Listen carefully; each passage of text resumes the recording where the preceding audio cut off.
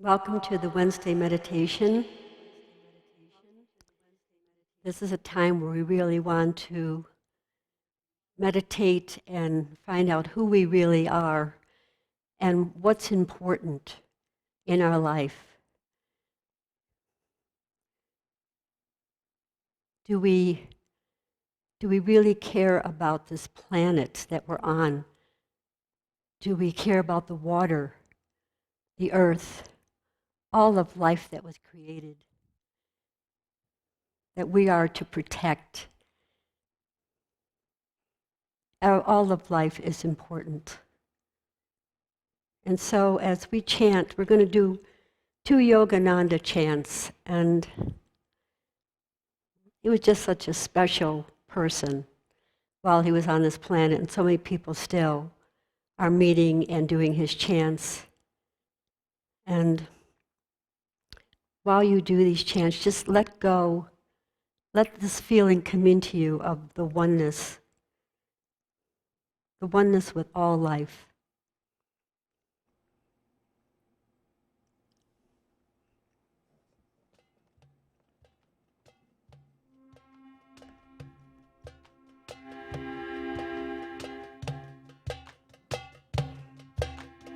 Door of my heart, open wide, I keep for thee. Door of my heart, open wide, I keep for thee. Wilt thou come? Wilt thou come? In this moment, come to me. Wilt thou come? Wilt thou come? In this moment, come to me.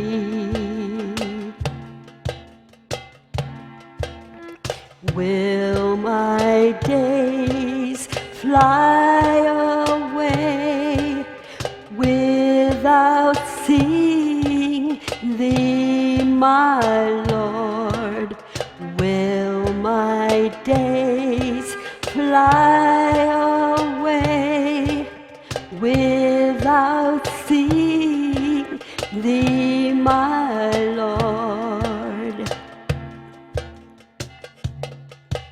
Night and day, night and day, I look for thee, night and day.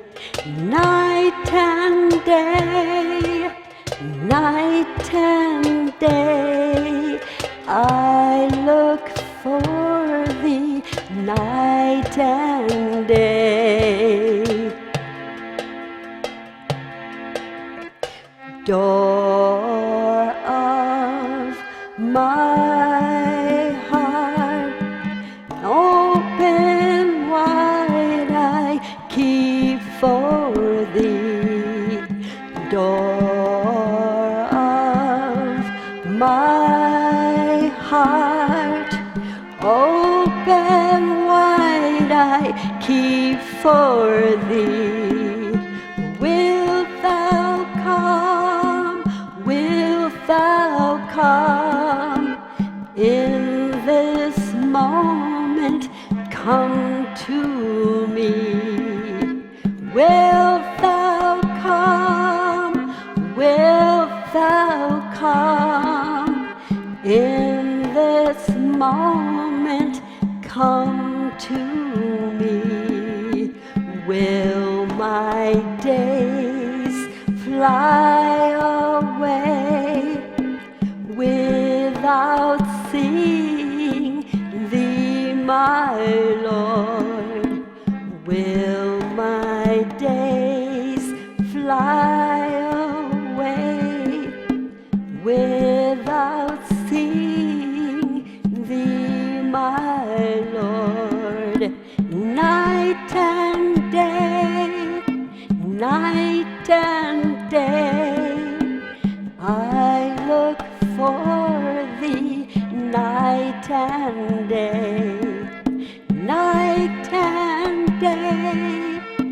night and day. I look for thee night and day.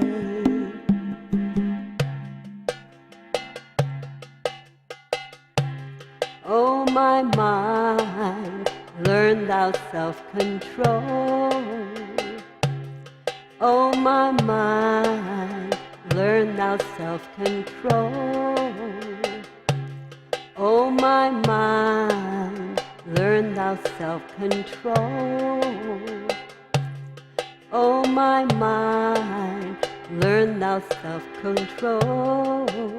Go not in the house of senses, go not in the house of senses. Go not in the house of senses, go not in the house of senses. Learn thou self-control. Learn thou self-control. Learn thou self-control.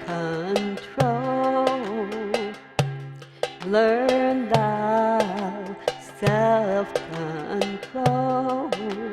Go not in the house of senses, go not in the house of senses. Go not in the house of senses, go not in the house of senses. O my mind, learn thou self-control. O my mind, learn thou self-control. O my mind, learn thou self-control. O my mind, learn thou self-control.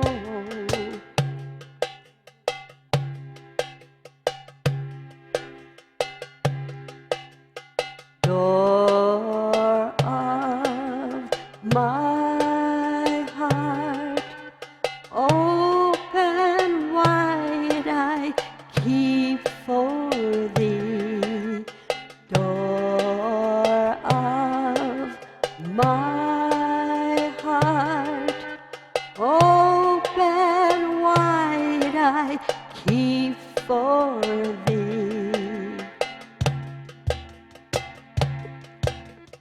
Wilt thou come?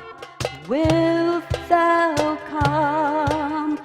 In this moment, come to me. Wilt thou come? Wilt thou come? In this moment, come to me.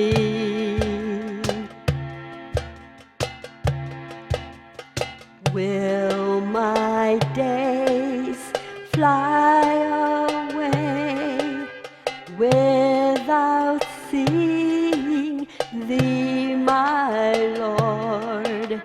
Will my days fly away without seeing thee, my Lord?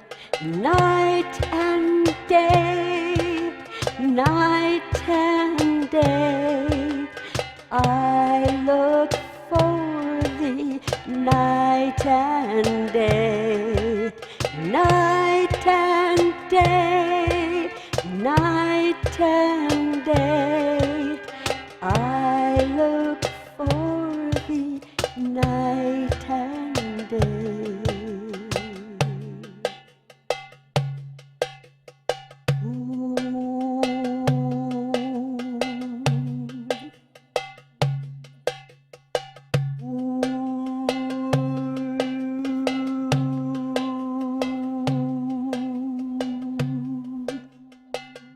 Ooh.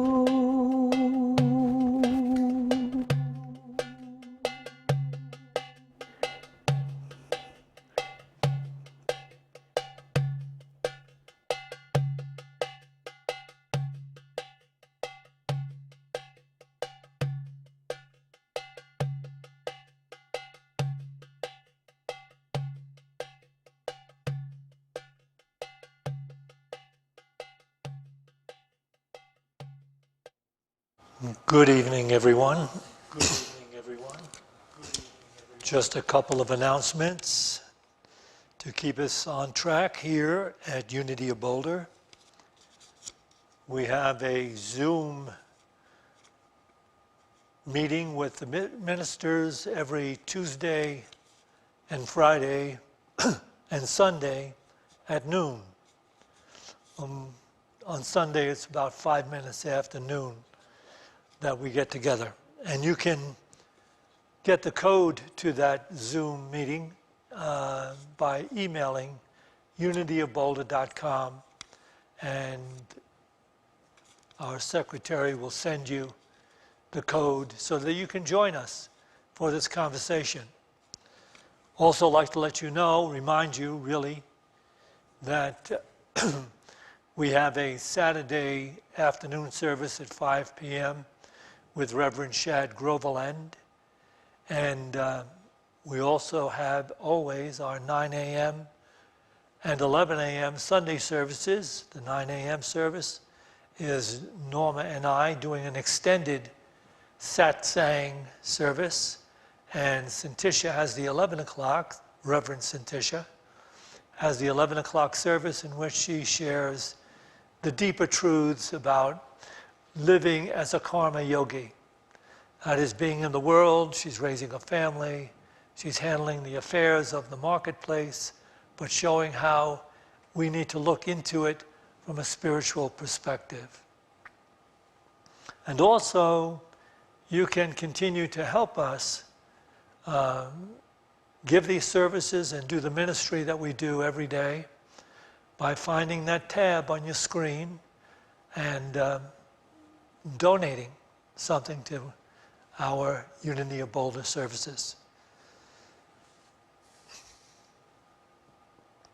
A couple of days ago, I pulled up to my mailbox in the mountains, and I opened the mailbox and reached in. It's a line of about 6 mailboxes. There are 6 houses scattered up there. And once again, I pulled out almost a foot of mail.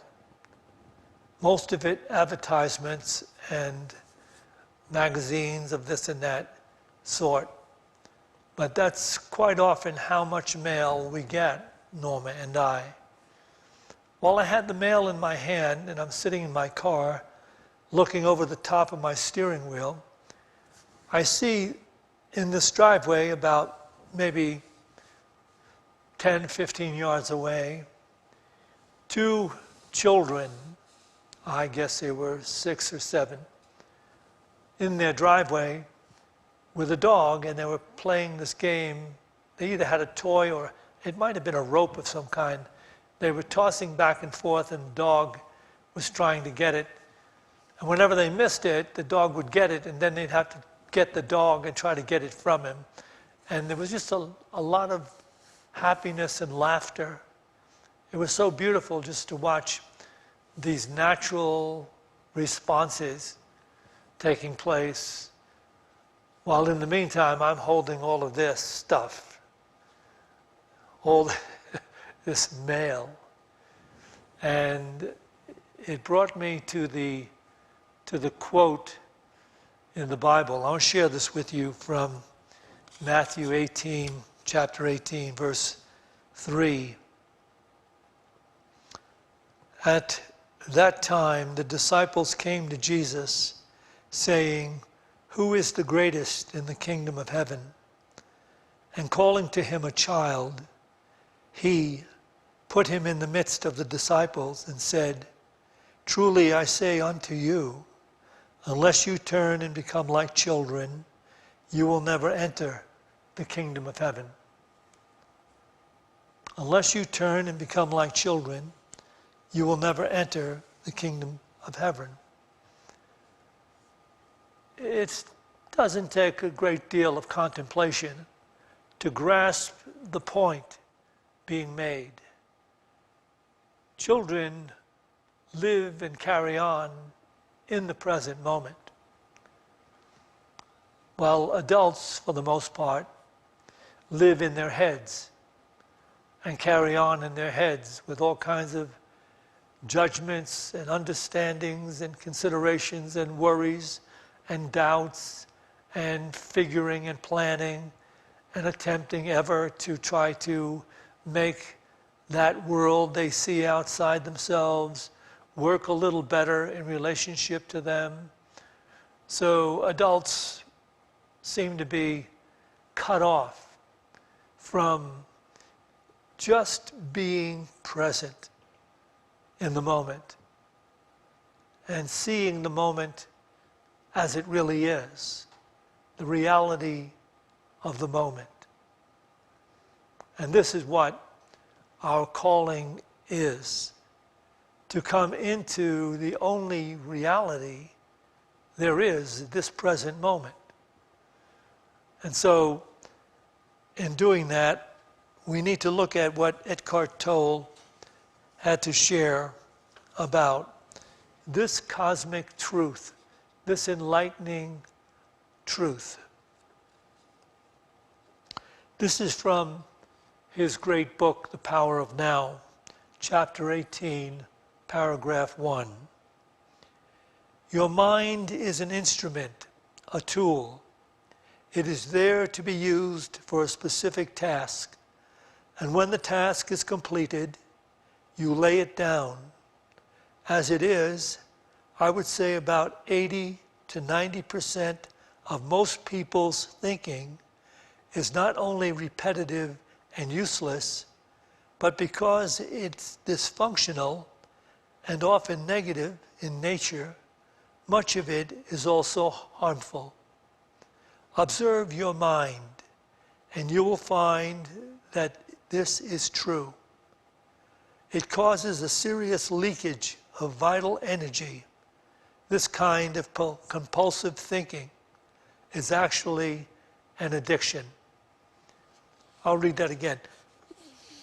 This one paragraph, by the way, encapsulates all of the truth that Tolle is ever attempting to help us understand.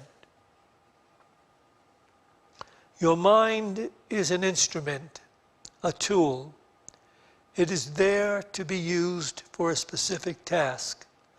And when the task is completed, you lay it down. As it is, I would say about 80 to 90% of most people's thinking is not only repetitive and useless, but because of its dysfunctional and often negative nature, much of it is also harmful.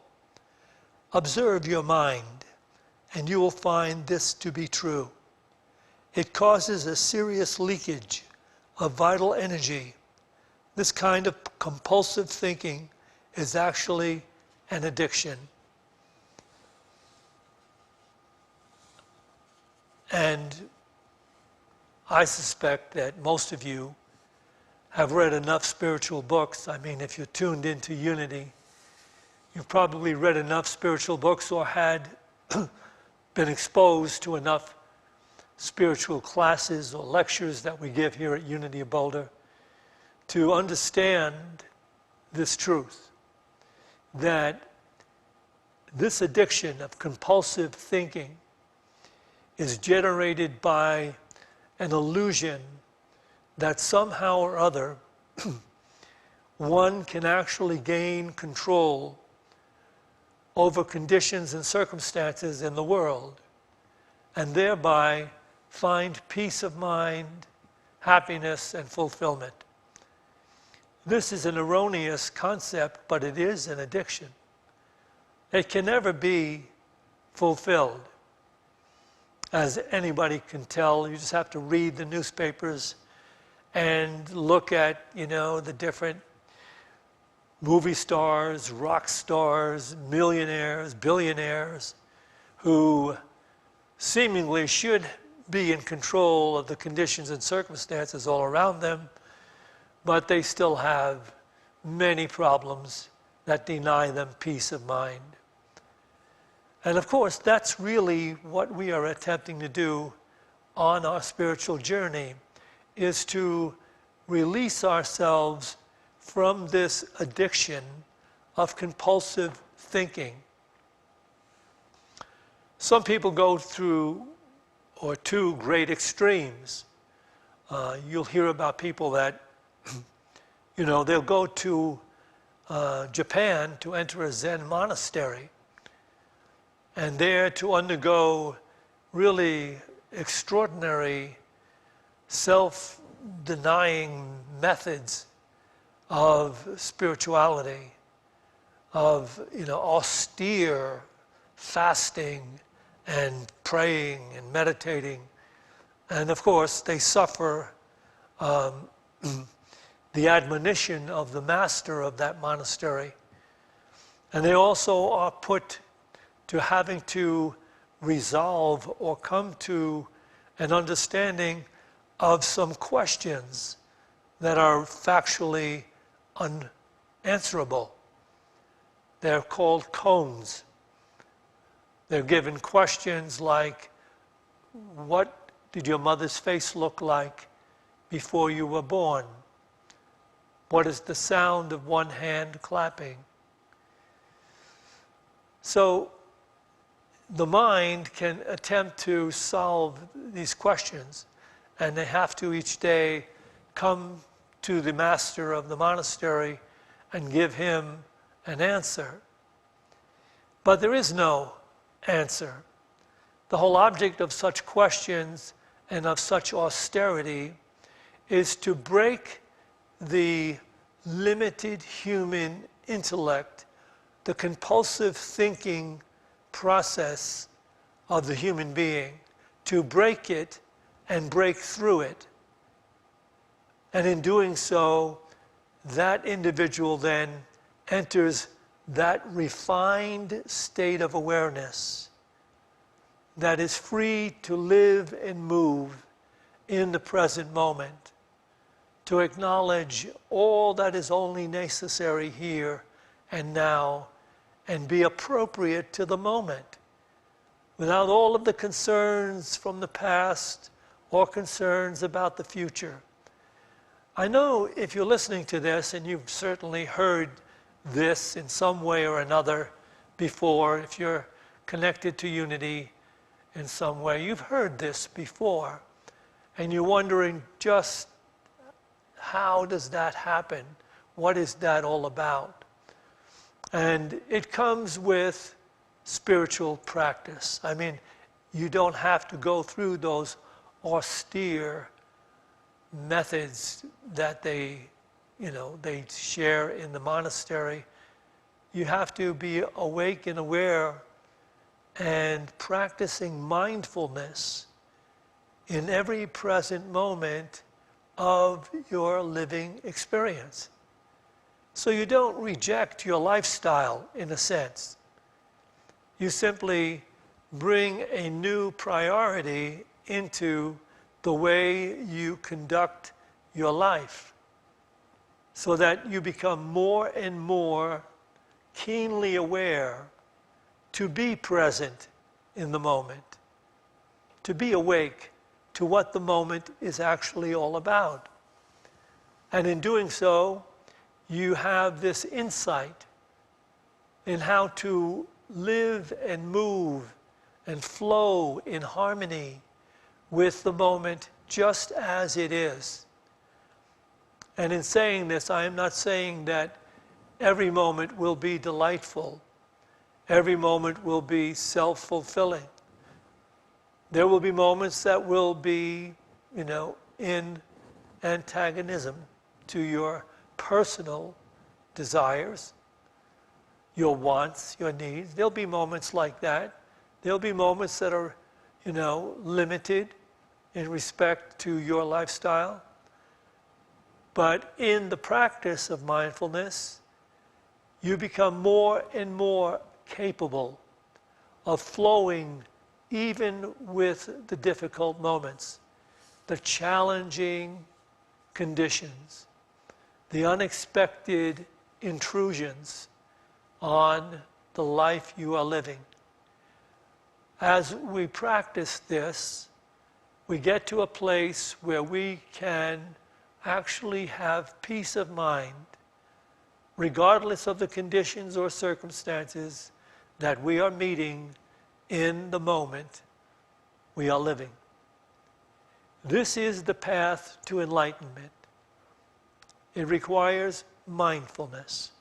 It requires a daily practice, certainly some daily meditation. And this is what life then is leading us to, a life truly worth living. Let me share something else from Eckhart Tolle's teaching.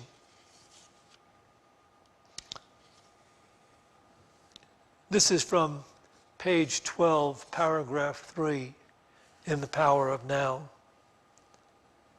Identification with your mind creates an opaque screen of concepts, labels, images, words, judgments, and definitions that blocks all true relationship. It comes between you and yourself, between you and your fellow people, between you and nature, between you and God. It is this screen of thought that creates the illusion of separateness, the illusion that there is you and a totally separate other. You then forget the essential fact that underneath the level of physical appearances and separate forms, you are one with all that is. By forget, I mean that you can no longer feel this oneness as self-evident reality. I'll read that again. This is pretty packed. Once again, this is clearly defining the truth that Eckhart Tolle entered into when he went through his own personal transformation. Identification with your mind creates an opaque screen of concepts, labels, images, words, judgments, and definitions that blocks all true relationship. It comes between you and yourself, between you and your fellow man and woman, between you and nature, between you and God. It is this screen of thought that creates the illusion of separateness, the illusion that there is you and a totally separate other. You then forget the essential fact that underneath the level of physical appearances and separate forms, you are one with all that is. By forget, I mean that you can no longer feel this oneness as self-evident reality. That you can no longer feel this oneness. And the key word there is feel. Losing our ability to feel our oneness. So you see, this higher level of awareness carries us through each moment in the recognition that the moment rises with us. Everything in the moment is part of us. And as we flow with the moment, we find our way into this state of peace that surpasses the understanding of the world.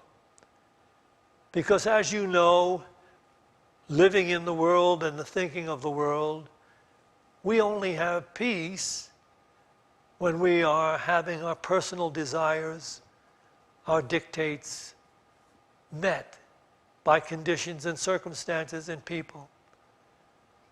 But you see, that's not a peace or a lasting peace. That's a sporadic, fleeting peace that we have. And most of the time, the world is not really in line with what it is we desire and what it is we want personally, or the control that we seek to gain that peace. So there's a lot of frustration when we continue in the illusionary mind thinking, the incessant thinking. All we have to do is learn how to pause, to sit still sometimes, to be present and awake and aware of what is actually taking place in the moment in which we find ourselves. It's the end of speculation, in a sense, that we are not always contemplating how to maneuver the conditions and circumstances so that some future moments will be more appreciated. As I said, the practice of mindfulness, of being present in the here and now, leads to a place where we flow with conditions and circumstances, and they don't necessarily have to be in alignment with our personal wants or dictates or demands. So you see, that is the yoga of mastery. That is the yoga that we in our Western culture can participate in every day.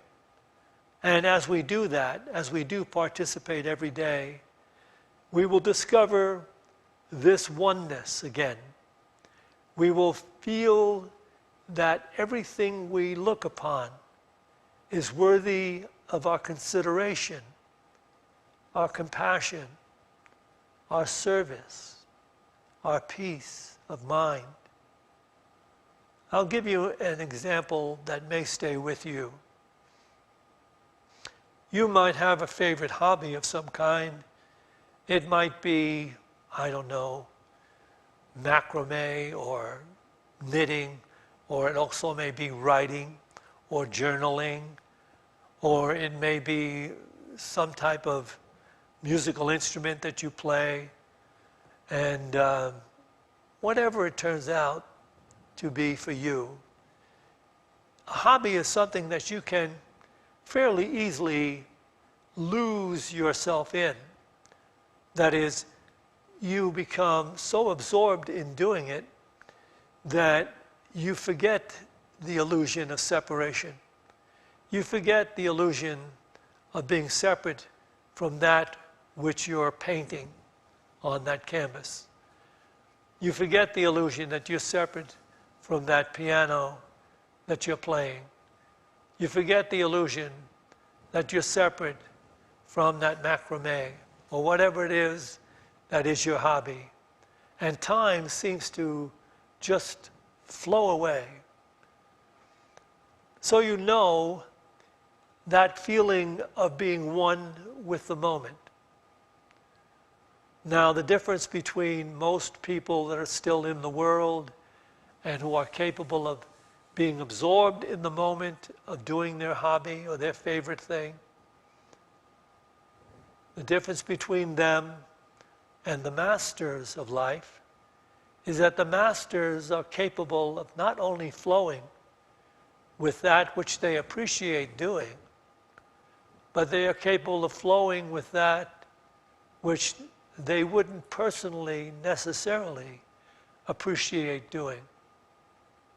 You see, they're capable of flowing with the moment without having any labeling, any fear, any concerns about what are they going to do about it, because what they are going to do about it is moving in that here and now moment with them.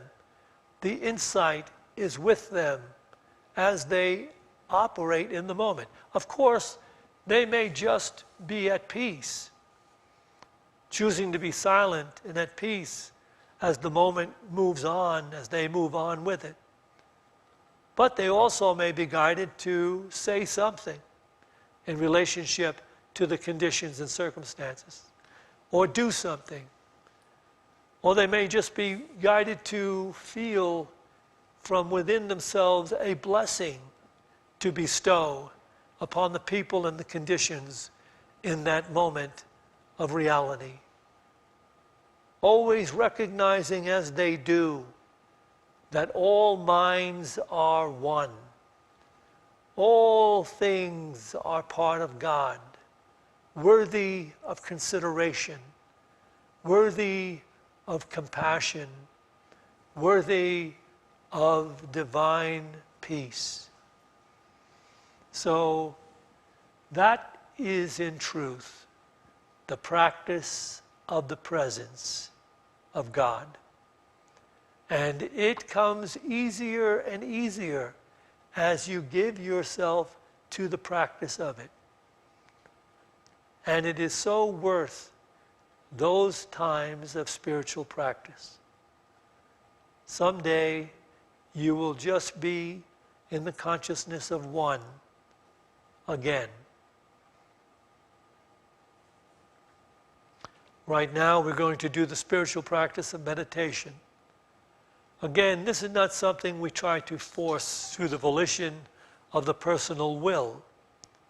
It's more of a relaxing, a resting, a letting go, and just being present where you are in the moment. Just be present, allowing the moment to be whatever it is.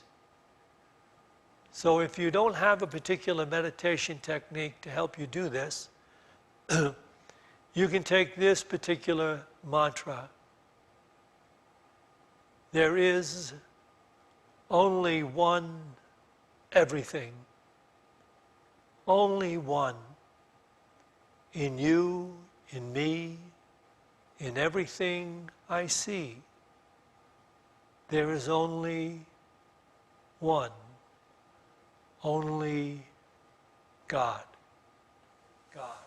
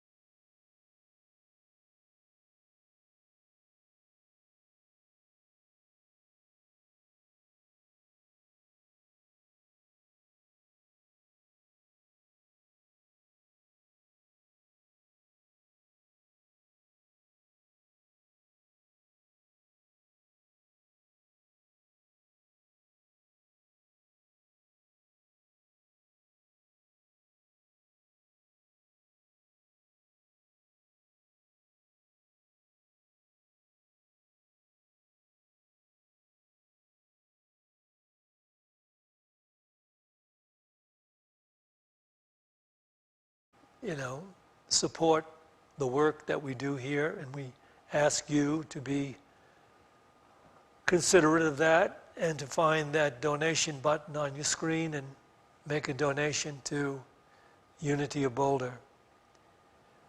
Again, join us if you have the opportunity on Tuesday, Friday, and Sunday at noon to discuss any thoughts or any questions you may have about unity or the spiritual work or even anything that's going on in your life right now. We'll be there to discuss and share with you where we're coming from. Also, I want to remind you there is a 5 p.m. service every Saturday conducted by Rev.Jack and his wife, Erina. You might want to tune into that. He also has a meditation on Monday evenings at 5:30. And again, if you're free, Sunday morning, 9 a.m., join us, or hang out till 11 and join Reverend Santisha Shadle.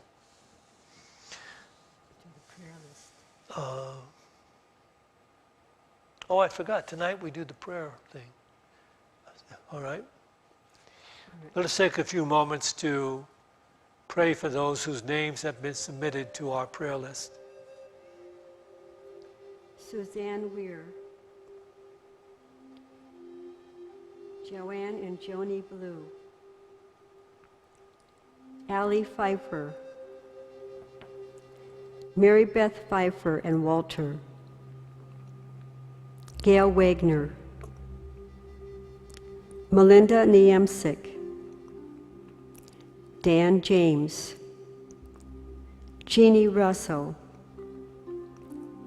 Daniel Rivard, Steve Taylor, Mira Morrison, Christine, Sabina, Suzanne, Del Bigtree and family, Brandy, Kate B., Serena, Sandy and Jean, Dennis Drake, the United States government, the air, the water, the earth, all life on this planet, all coronavirus patients. We see the coronavirus leaving this planet. And we see this healing light surrounding the prayer box and all the people whose names that have been submitted throughout the month. We see them healed physically, mentally, and spiritually.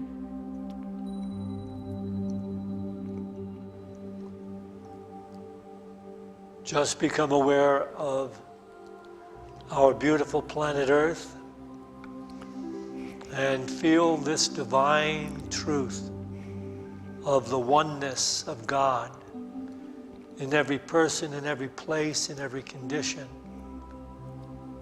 coming forth consciously to restore the pristine majesty of the natural cycles of planet Earth as we pray. The light of God surrounds us. The love of God enfolds us. The power of God protects us. The presence of God watches over us.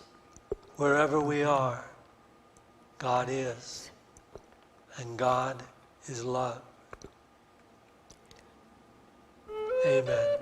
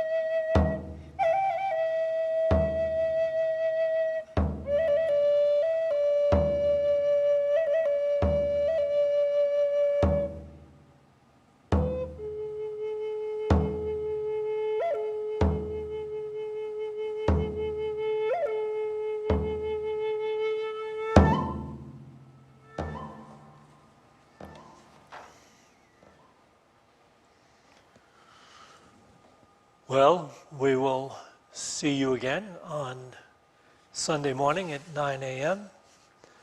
Looking forward to it. We're actually looking forward to when we can have you back in the pews, back in this beautiful sanctuary and sharing with us in Fellowship Hall and carrying on in this beautiful unity fashion. So we're looking forward to that. And Thank you for helping with the drum. I was pretty You were really good. sensational. You did great. I was sensational. I could make a career. Absolutely. Thank you for being with us tonight. May you have a health-filled week.